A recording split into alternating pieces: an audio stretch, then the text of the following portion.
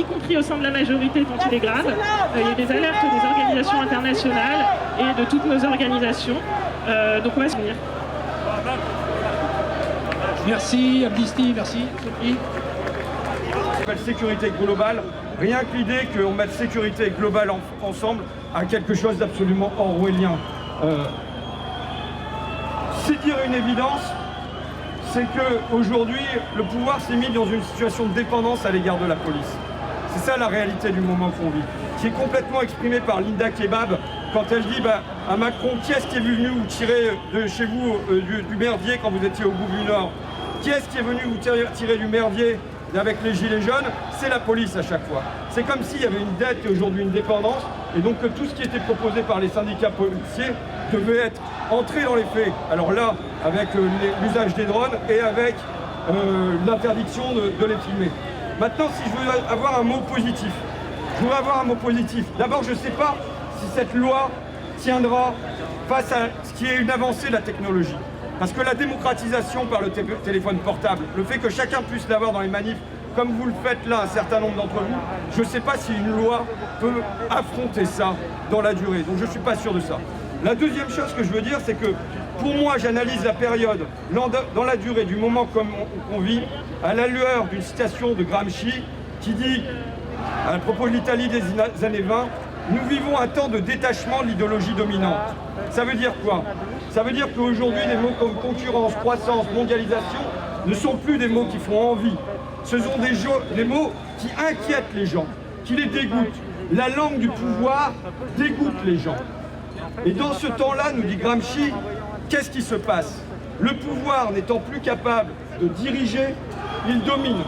Et il remplace l'envie, l'enthousiasme par la force de coercition. Il me semble que c'est le temps qu'on vit dans la durée. Que face au mouvement des Gilets jaunes, par exemple, eh bien, on a remplacé la capacité à diriger par dominer, en usant de la force de coercition. Et le pari que je fais, c'est un pari. On ne sait pas si ça se vérifiera, mais c'est que ça ne peut pas tenir dans la durée. Ça ne peut pas tenir dans la durée face aux Gilets jaunes, ça ne peut pas tenir dans la durée face à la jeunesse, ça ne peut pas tenir dans la durée face même aux petits commerçants. Ça ne peut pas tenir, un pouvoir ne peut pas tenir dans la durée sur la seule force de coercition. Or, ce qui se renforce de plus en plus, c'est celle-là. Donc, eh bien, il faut qu'on lutte pour faire craquer ça. Pour faire craquer le fait que ça ne tienne aujourd'hui que par la force de coercition. Merci à vous et merci pour les organisateurs de... Merci François. Merci comme journaliste.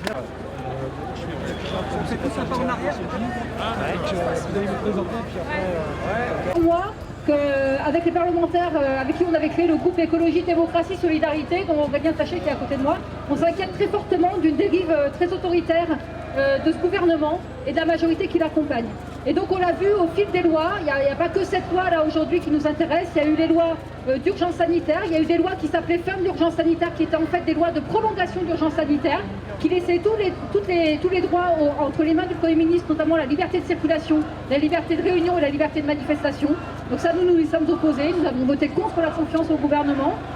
Aujourd'hui, on nous a créé une nouvelle infraction pénale en commission mixte paritaire dans la loi de programmation de la recherche contre les étudiants, contre l'occupation des universités, sans passer par l'Assemblée nationale, sans passer devant la représentation du peuple. Donc ça, c'est inadmissible. Et aujourd'hui, on a cette loi de sécurité globale où on a certaines dispositions qui nous sont très problématiques, notamment ce sujet du floutage, parce que derrière le sujet du floutage, on va avoir des actions dans les manifestations, parce qu'on ne saura pas pourquoi les images sont faites, dans une bonne, dans une mauvaise intention.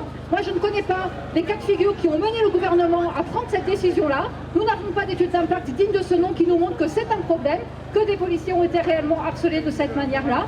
Moi, ce que je sais, c'est que l'affaire Benalla ne serait jamais sortie si on n'avait pas autorisé la diffusion d'images non floutées.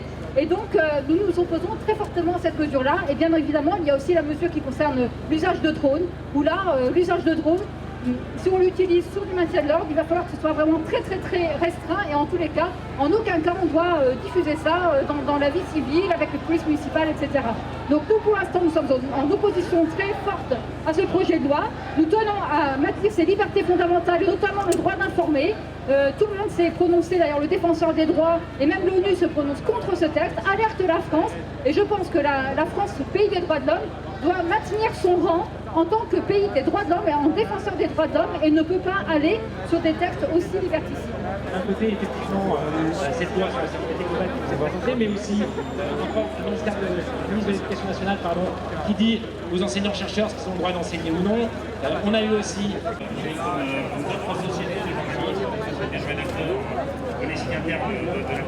Pourquoi ce rassemblement aujourd'hui? C'est un rassemblement plutôt corporatiste, c'est la presse. Une partie de la presse qui s'inquiète de ce que les législateurs qui sont dans le bâtiment à côté sont en train de faire de la presse. Ce qu'ils sont en train de faire de la presse, c'est la museler, c'est la censurer, une censure douce, une censure qui se voudrait acceptable.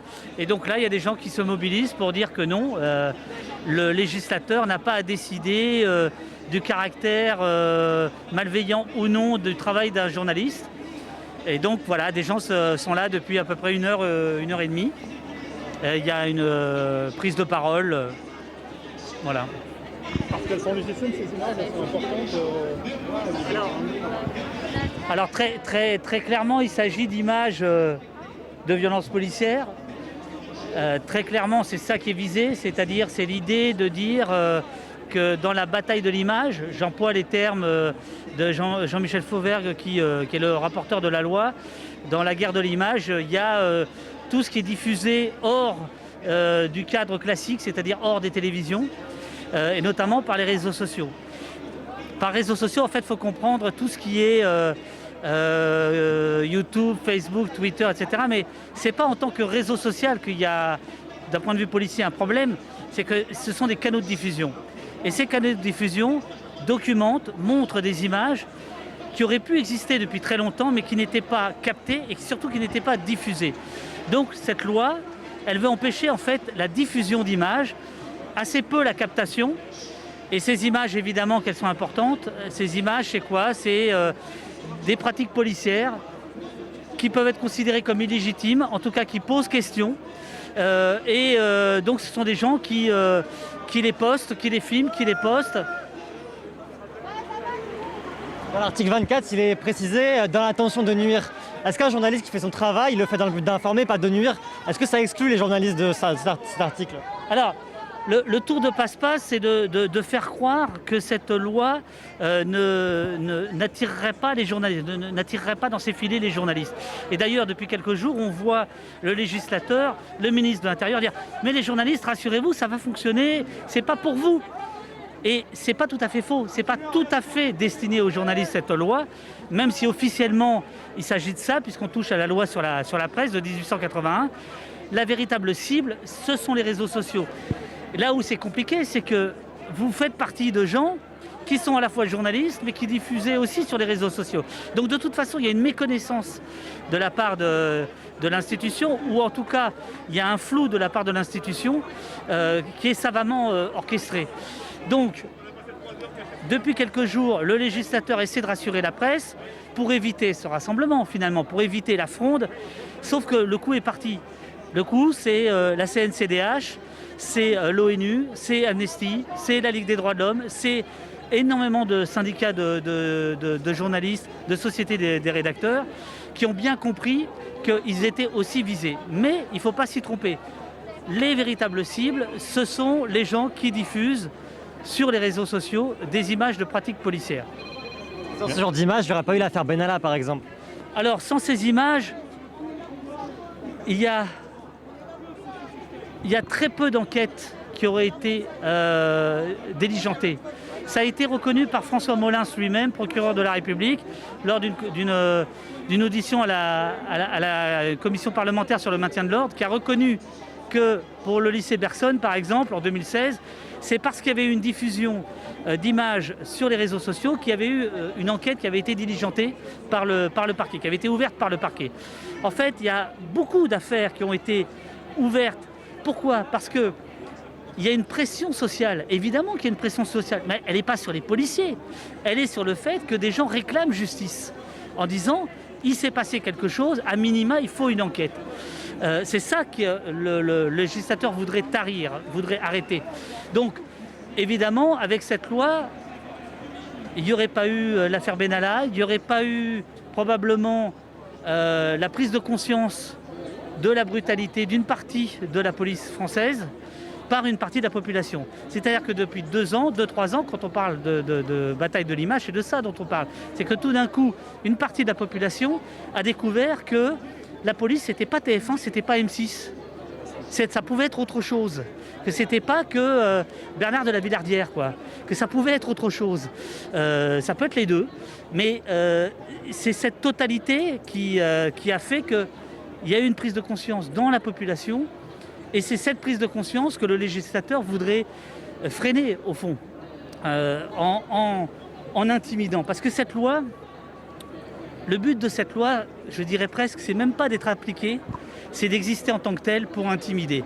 Le fait de dire à des gens, à tous ceux-là là, qui ont l'habitude de sortir leur téléphone ou leur caméra, mais à partir de maintenant, si cette loi passe, vous risquez 1 an de prison, 45 000 € d'amende pour avoir diffusé des visages de policiers, évidemment qu'on est dans une forme d'intimidation, de menace qui est faite sur le travail de ces gens-là. On ne peut pas, dans cet état, nous mettre des cordeaux sur les yeux.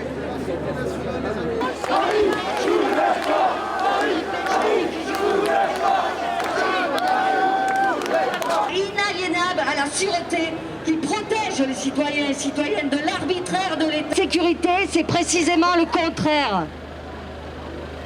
Le tout sécuritaire ne peut être la réponse à la crise que traverse notre société. Il s'agit de nous intimider. Cette loi, c'est une intimidation. C'est une menace. C'est comme ça qu'il faut la prendre. Moi, je trouve que votre réponse, c'est la plus belle. Et c'est bon, c'est bien parce que là, on se filme entre nous, mais c'est là que ça se passe, quoi. C'est-à-dire que c'est le législateur, c'est sur lui qu'il va falloir peser, quoi. Voilà. Donc, je suis très, très, très ému de vous voir là. Je tiens à dire et à rendre hommage à tous ces gens, professionnels, semi-professionnels, amateurs, on s'en fout, qui ont le courage de lever leur smartphone. Ça n'a pas démarré avec les Gilets jaunes, ça fait des années que ça existe. Il se trouve qu'aujourd'hui, grâce à votre travail, grâce au travail de chercheurs, d'avocats, de comités anti-répression, de comités vérité et justice dans les quartiers, les choses ont percé et une partie de la population a compris que la police, ça ne pouvait pas se résumer uniquement à Bernard de la Villardière. Fait rire. Ni lui, ni les autres. Enfin, les autres, je ne connais pas bien leur nom. Voilà. Et que donc cette découverte, on va dire, d'une partie de la population de ce que peut être la police, c'est évidemment ça l'enjeu de cette loi. C'est-à-dire, c'est l'idée de tarir les images, de faire en sorte que vous tous, que les Tahabouafs, les Gaspard Blanche, les Stéphanie Roy, et les Clément Lano et tous les autres, plus ou moins connus, arrêtent leur travail. Donc la meilleure réponse, évidemment, c'est de tenir. C'est de tenir en se disant qu'il y a des gens comme l'ONU, donc dangereux gauchistes, des gens comme l'Amnesty International, la Ligue des droits de l'homme, ils sont présents, qui ont bien pris la mesure de tout ça. Et là, je voudrais m'associer maintenant à la SRF, et avec Mathieu Barrère, on va vous lire une partie de la tribune que la SRF a publiée dans Libération et qui a été signée par plus de 800 personnes. Ah non, mais je vais passer la parole à Mathieu qui va faire tout le travail. Merci infiniment, courage à tous. Merci David. Merci David, je suis à 44 organisations. Je vais vous lire un passage sur de l'actualité de la tribune de Libération. En 3 articles, 21, 22, 24, le gouvernement se propose de déréguler par la peur, où les citoyens et les citoyennes, privés du droit de porter un regard sur les agissements de la police, verraient en retour leur corps exposé sans limite à la surveillance des forces de l'ordre. Elle dessine un paysage asymétrique, sorte de panoptique géant, où nos libertés fondamentales sont gravement menacées, en premier lieu le droit à la vie privée et la liberté d'information. Voilà, je vous remercie. Merci beaucoup. Elle était effectivement très importante, cette tribune, et c'est vraiment le message qu'on souhaite faire passer ce soir. C'est pas un problème de journalistes. Évidemment, les journalistes sont là et on espère que le fait qu'ils soient là, ce soit un révélateur pour l'ensemble de la société. Mais on voit bien que c'est un problème qui touche tout le monde, qui touche tous ces gens qui délivrent de l'information, qui sont des créateurs et qui vont avoir leur mission, leur travail entravé. censurer même, oui, entraver, c'est trop gentil, tu as raison. Voilà. Et je remercie beaucoup ces interventions, l'intervention de David. Maintenant, on va faire intervenir la famille de Cédric Chouviat. Les deux en même temps, comme vous voulez, hein, vous êtes là pour... Après David, je trouve ça très bien. Merci d'être venu, merci d'être là. Et on vous passe le micro. Merci beaucoup. Bonjour, je suis Christian Chouviat, le papa de Cédric Chouviat, le frère de Ibrahim Ba. Oui, je suis le frère de Ibrahim Ba, Tcherno. Voilà, je voulais qu'on soit tous les deux parce qu'on représente exactement ce qui se passe aujourd'hui. C'est-à-dire que dans l'histoire de mon fils, il y a eu un appel à témoins qui a marché à 100%. On a des vidéos, on a des preuves, on a des témoins qui sont contre la police, contre les 4 policiers, pas contre la police, contre les 4 policiers qui ont témoigné à 100%. Ibrahim Ba, l'histoire, c'est que lui, il y a des vidéos que la police refuse de donner aux avocats. Que personne ne veut voir que Ibrahim Ba, il avait peut-être raison, ils veulent juger sans les vidéos. Donc aujourd'hui, s'il avait eu des vidéos, il y a des témoins qui ont voulu témoigner, on leur a fait des pressions, ils n'ont pas pu témoigner. Donc aujourd'hui, on est la preuve tous les deux qu'il n'y a pas de justice. La justice, elle est là que quand vous, les journalistes, quand il y a les passants qui filment, quand tout le monde est là pour amener la preuve, si vous êtes policier, vous n'avez pas fait de conneries, il n'y a rien à craindre. Mais quand vous avez fait des conneries, pendant 48 heures, on a fait un tissu de mensonges sur notre histoire. S'il n'y avait pas eu les vidéos, s'il n'y avait pas eu l'appel à témoins, aujourd'hui, on aurait 4 policiers qui auraient dit « Oui, Cédric était violent, Cédric, il a été vulgaire, il nous a proféré des insultes, il nous a tapé, Et voilà, aujourd'hui, grâce au témoignage, grâce au film, donc il ne faut pas que ça meure, il faut que ça continue. Et il faudrait que la famille Ibrahim Ba puisse avoir les vidéos criées au scandale, parce qu'ils n'arrivent pas à avoir de vidéos, alors qu'il y a des vidéos qui circulent à la police, chez les juges, et personne ne veut les montrer. Parce qu'il y a des choses qui ne sont pas claires dessus.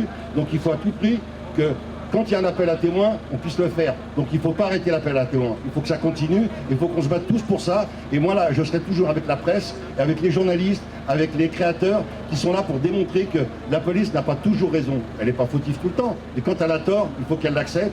Et M. Darmanin, M. Macron, ne couvrez pas ça parce que vous êtes des meurtriers comme ceux qui ont tué mon fils et comme ceux qui ont tué Ibrahim Ba. Bravo. Merci au père Chouviat. Avant tout, sachez que l'affaire Ibrahim Ba est décédé le 6 octobre 2019.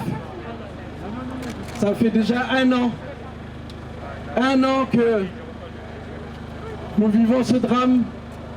Et à ce jour-là, il y avait 3 caméras. Ça fait plus d'1 an qu'on nous dit que l'affaire est en instruction, que l'IGPN est en train de faire une enquête. Est-ce que vous trouvez ça normal? Ce sont des caméras qui sont sur la voie publique. Là, c'est même pas ce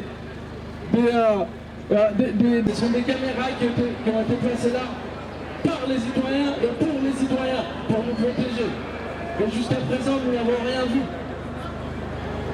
Et faire des lois pour permettre aux policiers de continuer à faire leur violence.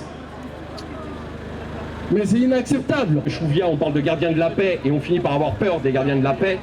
Il était important aujourd'hui pour la commémoration du début de la lutte des Gilets jaunes qui a commencé il y a 2 ans d'être présent. Quelque part, je suis un petit peu désolé parce que ce genre de loi, elle est mise en place à cause de nous. Nous, Gilets jaunes, qui depuis 2 ans bousculons le gouvernement, qui depuis 2 ans mettons à mal une politique qu'aujourd'hui les Français ne veulent plus. Ce n'est pas la première loi liberticide qui a été mise en place par la faute ou grâce ou à cause des Gilets jaunes. La loi anti-masque, je vous rappelle qu'aujourd'hui vous avez des Gilets jaunes qui sont en prison pour le port d'un masque. Ironie du sort, aujourd'hui tout le monde porte un masque alors que je suis censé pas en porter. Bref, passons. Pour revenir au fond du sujet sur cette fameuse loi, moi je vais avoir un petit discours un peu transgressif parce que vous le vouliez ou non, cette loi elle va passer.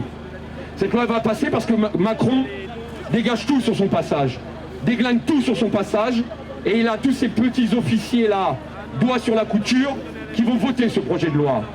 Maintenant voilà, on dénonce. Ça fait 2 ans qu'on dénonce. Ça fait 2 ans qu'on fait des pétitions. Ça fait 2 ans qu'on fait des manifestations. Ça fait 2 ans que les gens perdent un œil, une main, se font maltraiter. D'accord? 2 ans qu'on est là sur le terrain à essayer de se battre. Et bien aujourd'hui, j'en ai marre de dénoncer. J'en ai marre de dénoncer parce qu'on finit par renoncer. Alors moi j'annonce, et si ce projet de loi passe, on fera tout pour qu'il ne passe pas, on sera présent sur le terrain pour qu'il ne passe pas, j'appelle à la désobéissance civile.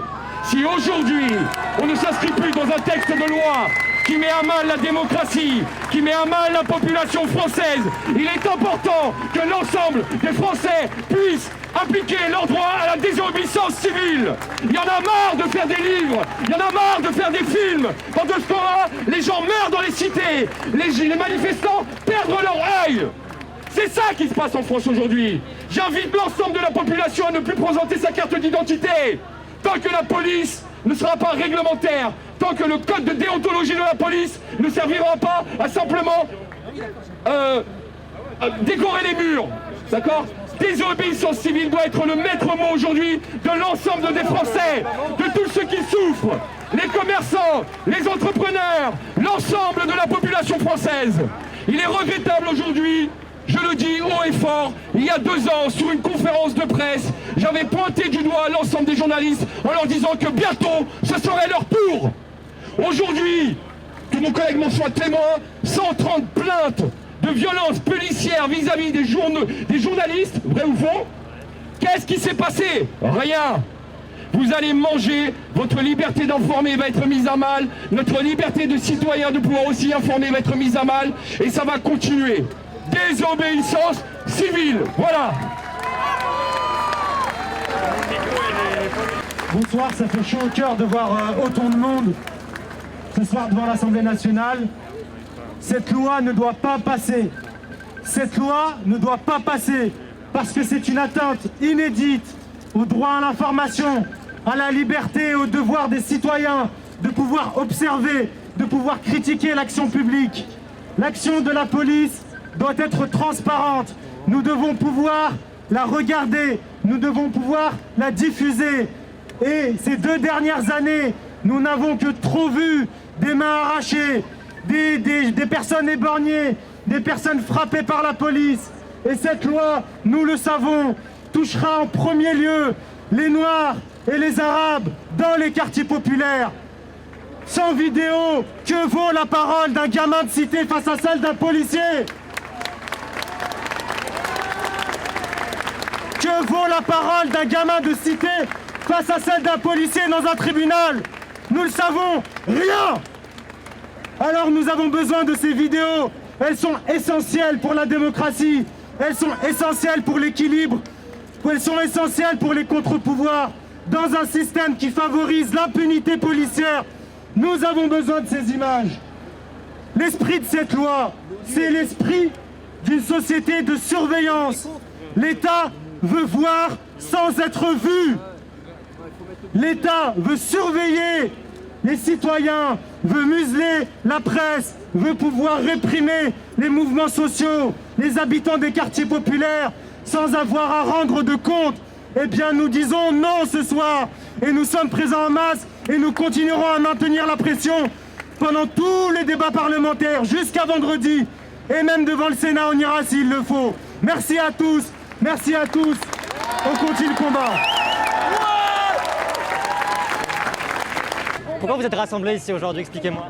Alors personnellement, moi je fais partie d'un collectif de journalistes qui s'appelle le REC, les Reporters en colère. C'est un collectif qui s'est créé sur 2 axes qui sont la précarité des journalistes mais aussi la violence policière. Et la loi qui est en train de passer aujourd'hui est directement liée à cette lutte-là contre les violences policières puisque nous, on va être empêchés de renseigner en fait ce qui se passe aujourd'hui dans les mobilisations, dans les manifestations. On le voit bien ces dernières années, la violence est allée crescendo. Notre possibilité de travailler a été compliquée aussi. On voit très bien qu'il y a déjà eu des choses qui ont été mises en place avant, par exemple ces accréditations, par exemple l'impossibilité d'emmener du matériel de protection en manifestation. Beaucoup de collègues ont déjà été blessés en manifestation, comme des citoyens. Et cette loi va faire que renforcer tout ça, donner une impunité en fait aux policiers. Et c'est pour ça que c'est très important que, et à la fois les médias, et à la fois les citoyens et citoyennes aujourd'hui se réunissent contre cette loi. L'article 24, il est précisé que c'est interdit dans le but de nuire, mais quand on est journaliste, on ne fait pas ça dans le but de nuire, on fait dans le but d'informer. Ça vous fait quand même peur? Alors oui, déjà j'aimerais savoir ce que ça veut dire nuire. Parce que moi je veux bien qu'en effet, s'il y a une volonté avec une cible sur le policier, là il y aurait peut-être quelque chose. Mais déjà, encore une fois, c'est une loi qui est très floue dans son application. C'est ce qu'on reproche d'ailleurs à ce gouvernement depuis un moment. C'est des lois qui sont très floues, que les forces de l'ordre interprètent comme ils le souhaitent sur le terrain. Ils sont à la fois juges, bourreaux et policiers en fait dans tout ça. Donc ça, c'est plus possible. Et le fait en fait de suspecter les journalistes d'être volontairement contre la police, c'est aussi une paranoïa de ce gouvernement. Pourquoi en fait, à l'international aujourd'hui, plusieurs organisations disent attention, en France il se passe quelque chose de grave. C'est parce que ça fait un moment qu'il y a ces violences, qu'on le dit, que le gouvernement les nie, les rejette. Pourtant elles sont documentées, donc qu'est-ce qu'ils veulent faire? Ils veulent éliminer les preuves en fait, tout simplement. Vous craignez aussi des tensions entre journalistes et policiers sur le terrain? Alors, les tensions entre journalistes et policiers, elles existent déjà depuis longtemps.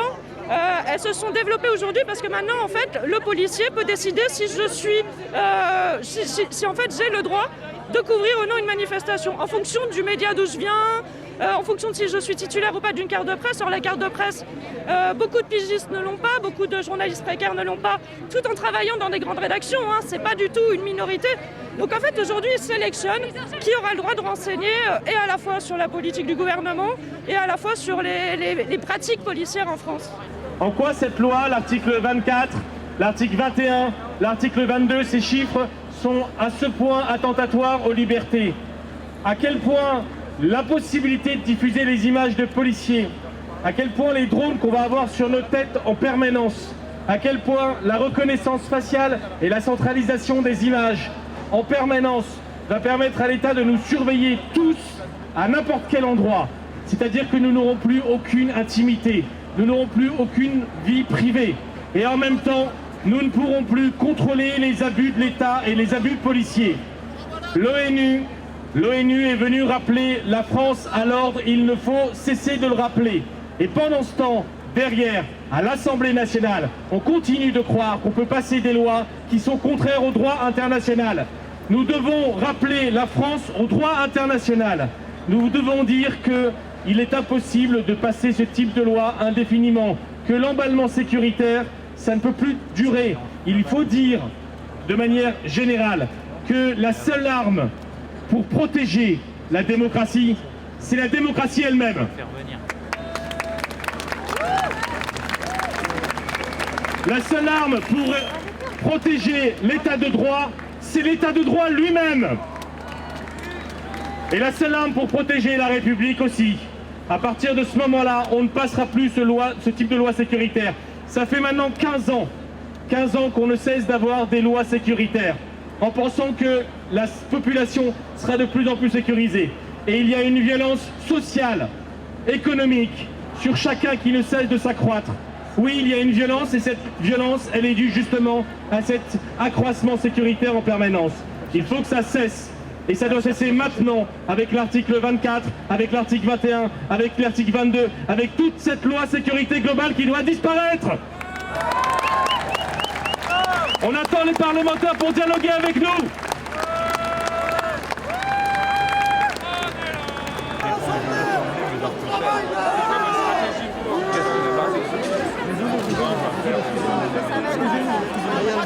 Alors attention tout le monde, parce qu'on voit qu'il y a des bancs, des arbres. Faites attention à vous. Voilà. Allez. Juste, on avance un petit peu. Il y a une marche.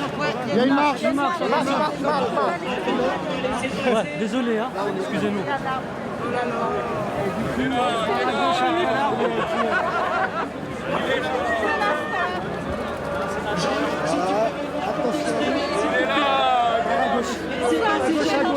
Attention, attention, s'il vous plaît. On respecte les conditions sanitaires. Allez-y. Laissez passer. C'est lequel côté? Il est là.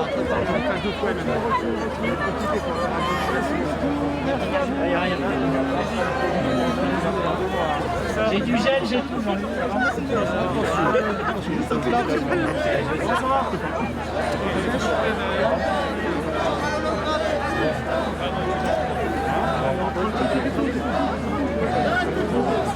Avant.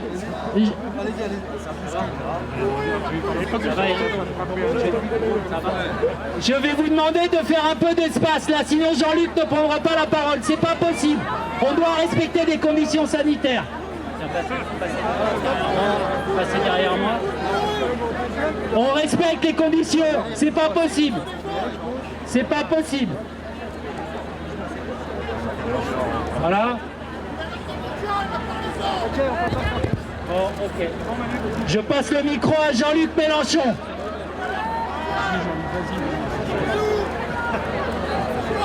Je ne vais pas être long. Le texte, malheureusement pour nous, passera tard.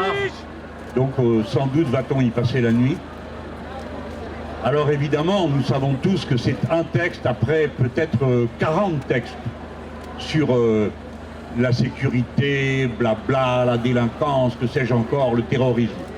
Personne n'a jamais fait le moindre bilan du résultat du point de vue des objectifs affichés des précédents textes, et on va en voter encore un. Mais celui-ci a un caractère plus particulièrement provocateur. Le mettre à l'ordre de l'Assemblée, à l'ordre du jour de l'Assemblée, le jour anniversaire du démarrage du mouvement des Gilets jaunes, qui ont souffert tant et avec tant de cruauté des violences qui ont été commises contre eux, c'est déjà tout un signal. Alors évidemment, vous savez, cela va réduire encore le champ des libertés. On ne pourra pas filmer. Ceux qui filmeraient seraient ensuite punis de peine de prison ou d'amende, que peut-être une première fois ils seraient prêts à braver, mais qu'ils ne feront pas ensuite systématiquement et à chaque fois.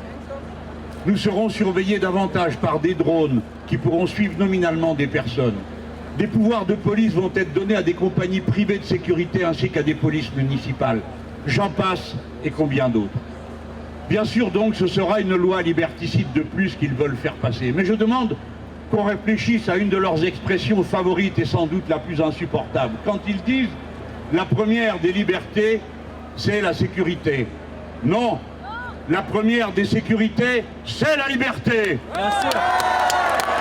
C'est la liberté qui permet de juger et d'apprécier les événements. Et dans la Déclaration des droits de l'homme, c'est la sûreté qui est mise au même rang que la liberté. La sûreté, ça ne veut pas dire la même chose que la sécurité. La sûreté, c'est aussi la liberté de contrôler ceux qui exercent le pouvoir. Dans une démocratie, puisque la démocratie fonctionne par délégation de pouvoir, de la souveraineté du peuple à des représentants, le devoir de surveiller ceux qui exécutent cette volonté générale est un droit fondamental, une liberté fondamentale. Les policiers ne demandent pas à être cachés. Peut-être quelques syndicats d'excités factieux et d'extrême droite, mais le policier du rang qui se veut gardien de la paix et aide ne demande pas à cacher ses actes. Il en est plutôt fier. Sachant donc bien tous que ce qui nous est demandé, c'est de conjurer contre la liberté de notre peuple et que nous ne l'accepterons pas ni cette fois-ci, ni aucune autre, ni à 8 h du soir, ni à 5 h du matin.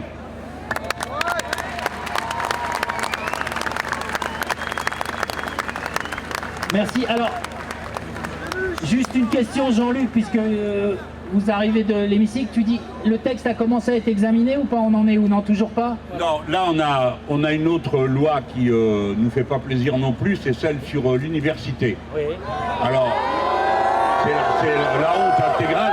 Non mais ça va loin, hein, parce que comment ils arrivent à faire en aussi peu de temps autant de mal? Ils décident dorénavant que les profs vont être recrutés comme professeurs d'université par le président de l'université. Donc c'est le régime de la faveur, du fait du prince à la place des comités de discipline. Mais à côté de ça, alors vous me direz, bon, si ça avait existé quand j'avais 18 ans, j'aurais été un repris de justice plus tôt. Parce que oui, je m'accuse d'avoir envahi la fac de médecine de ma ville, ainsi que la fac de sciences, ainsi que la fac de droit, mais c'était il y a bien longtemps, il y a prescription. Mais dorénavant, vous allez risquer de la prison et des peines écrasantes d'amende. Voilà ce qui est en train de passer en ce moment. Et puis après, ça soit la loi sur la prétendue sécurité globale, qui est en fait la loi sur le silence et l'absence de liberté globale. À 21 h, voilà. Ça va commencer à 21 h. Merci. Mais merci beaucoup à vous d'être venus. Merci. Merci. Merci.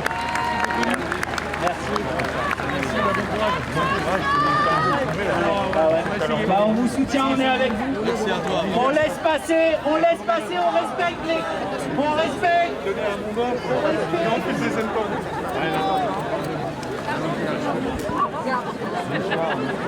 Tenez un moment. Salut Michel, ça va? Attention! Bravo la politique! Bonjour monsieur Mélenchon, comment allez-vous? Alors, on appelle pas ça de la récupération, monsieur Mélenchon? Non, c'est juste... Vous faites pas de discours, vous faites pas de discours, monsieur Mélenchon! Mort à la dette! Mort à la dette! Démission de l'Assemblée nationale! Tous les députés doivent dégager!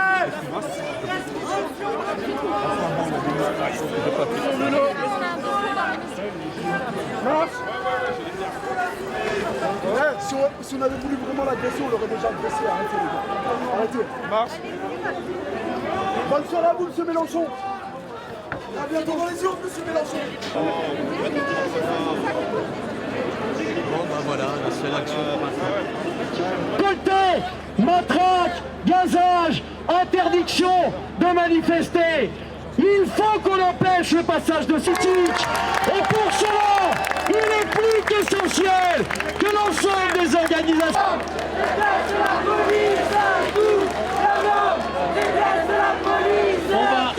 On va donner la parole à une nouvelle famille qui a été victime.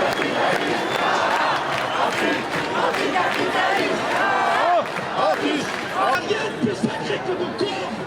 Et tout ce qui est plus sacré, vous le dites-vous.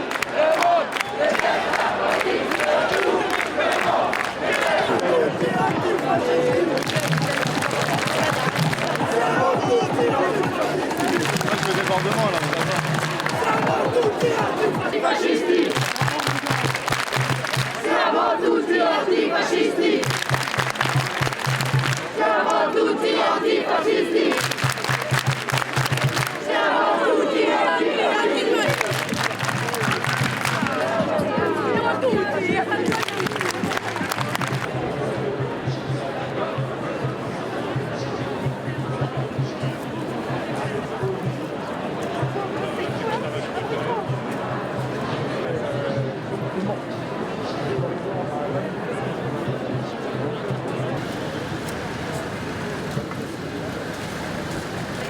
On veut essayer de faciliter la manœuvre des...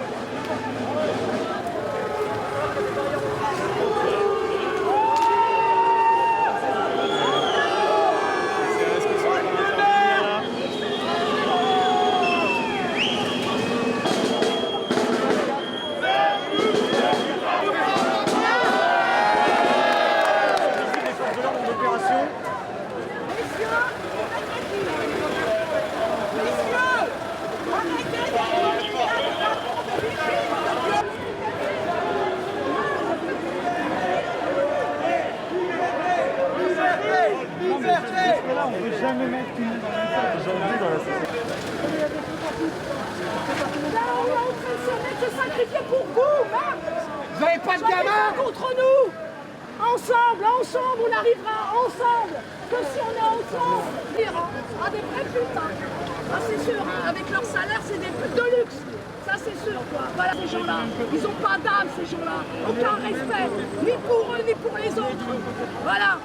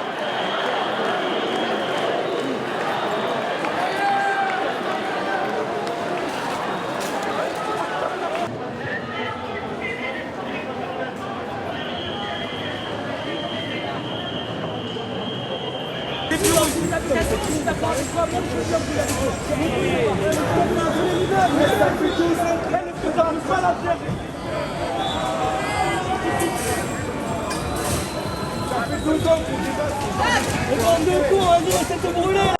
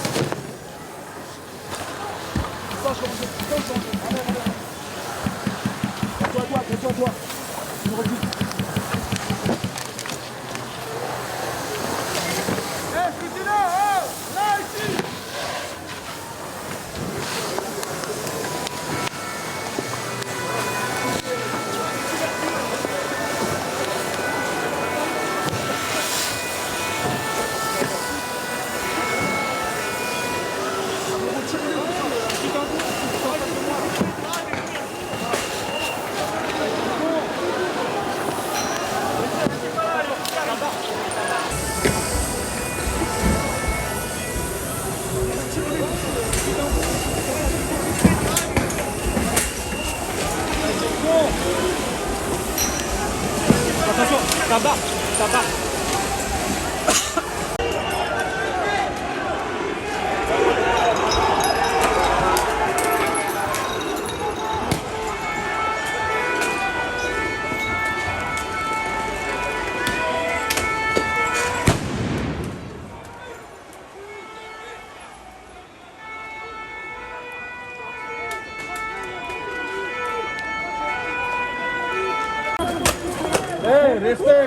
Respecte l'autre aussi.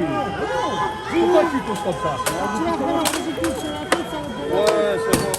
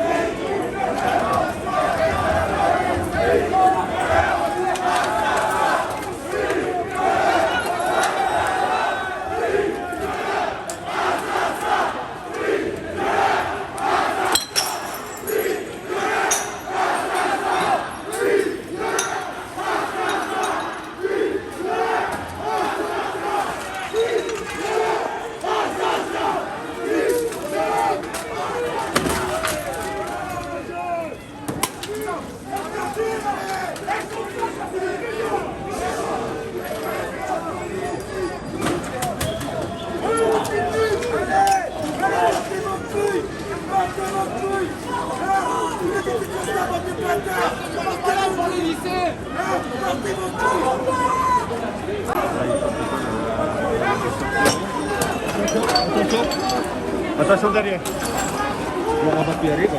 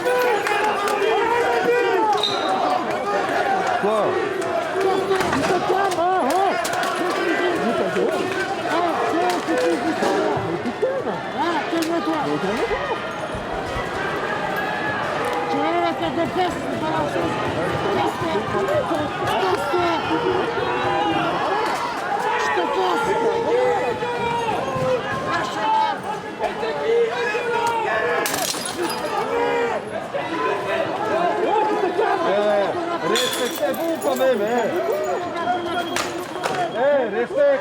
Respecte l'autre aussi. Pourquoi tu pousses comme ça? Ouais, c'est bon.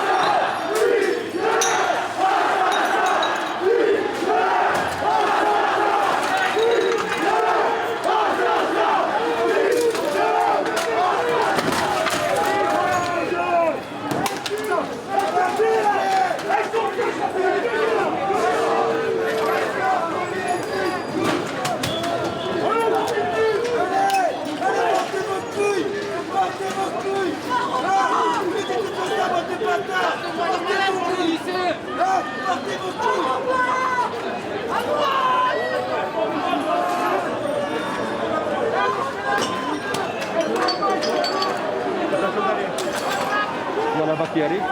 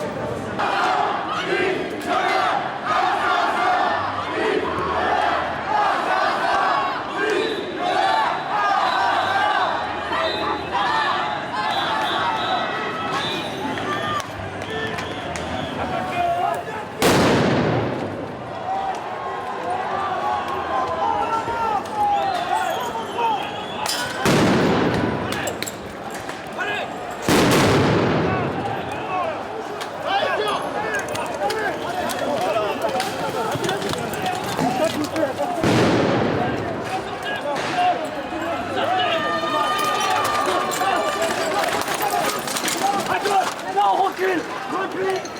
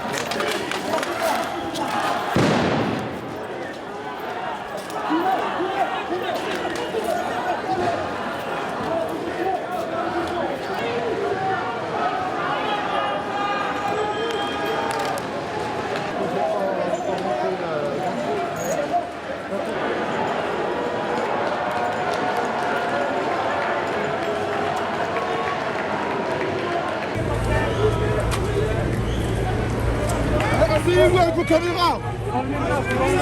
Ça coûte cher.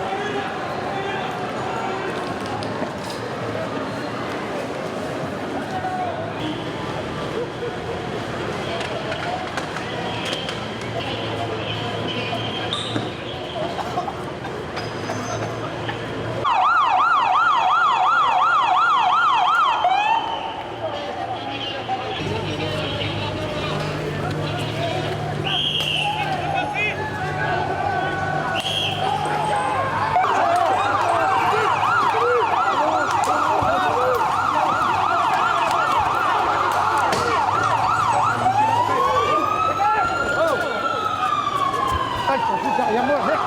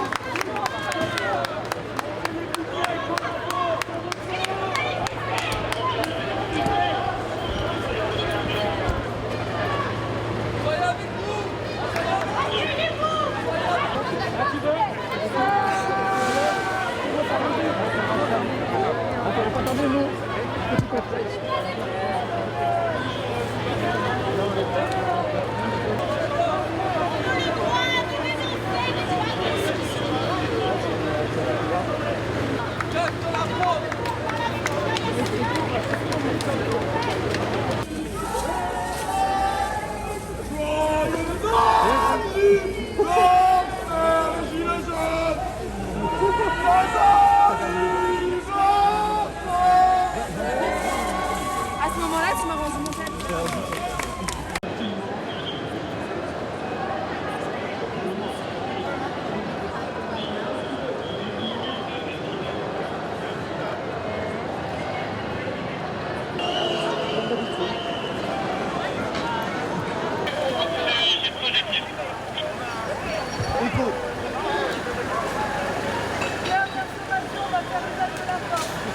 Dernière sommation, on va faire usage de la force.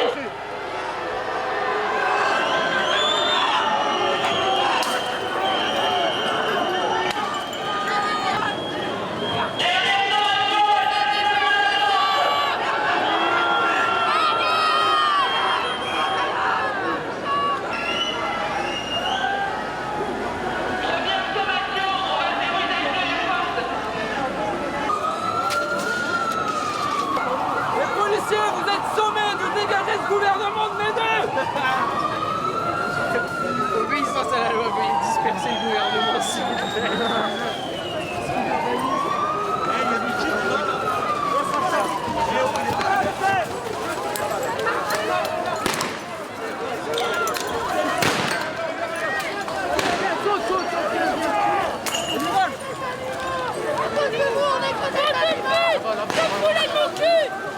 Oh frérot, on est mort. On est mort là.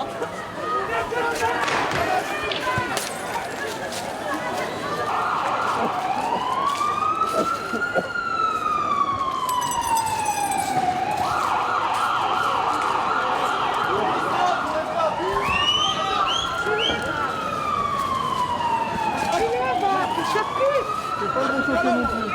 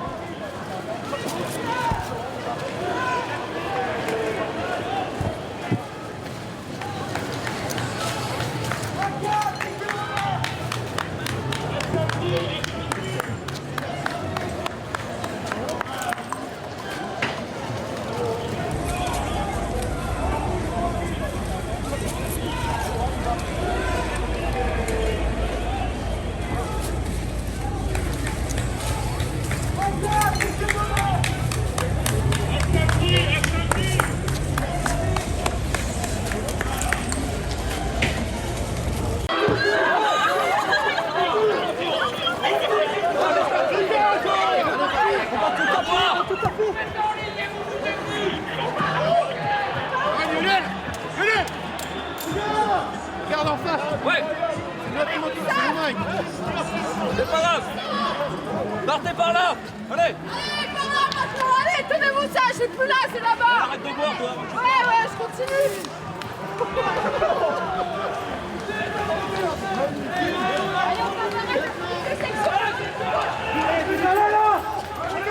Attention, il y a un policier qui est là pour protéger.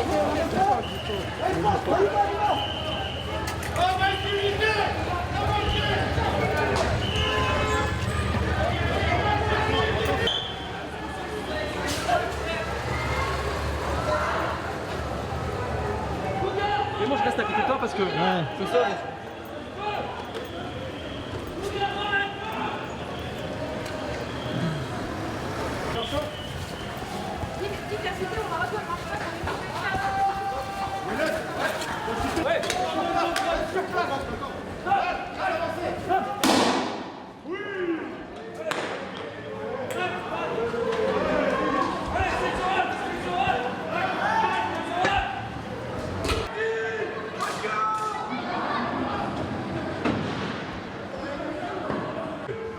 C'est pareil pour tout le monde.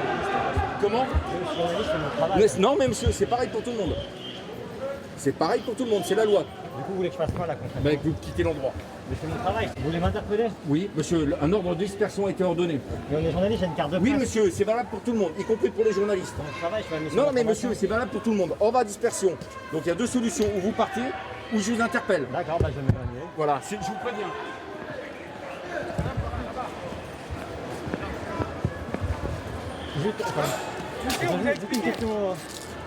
Juste une question, vraiment, très bien.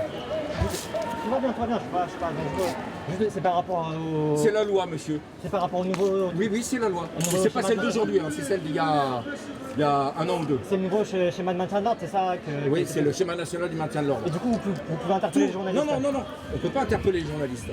On peut interpeller les gens qui sont en infraction à la loi après un ordre de dispersion, peu importe sa qualité. Le journalisme ne vous empêche pas, votre carte de presse ne vous empêche pas de respecter la loi. C'est tout. D'accord, mais je négocie pas, c'est juste pour bien comprendre pour les prochaines fois. Si je suis journaliste et je couvre les... Allez, enfin, je peux l'éteindre si vous voulez. Non, mais moi je m'en moque, c'est dans le schéma. Si je trouve des tensions et que je suis proche des tensions... Si, monsieur, c'est très simple. Il y a un ordre à dispersion, vous êtes obligé de le respecter, quelle que soit votre qualité. Ok, d'accord. Très bien. C'est tout. Merci voilà. beaucoup. Maintenant, vous êtes en hauteur dans un appart ou un truc comme ça, c'est vous êtes dans la rue, c'est comme ça, c'est pas autrement. Là, je suis en dehors du périmètre de sécurité. Non, c'est pas question de périmètre, c'est hors de dispersion. Donc vous devez quitter l'endroit maintenant. D'accord. Arrêtez ce gars là, je vous ai vu courir.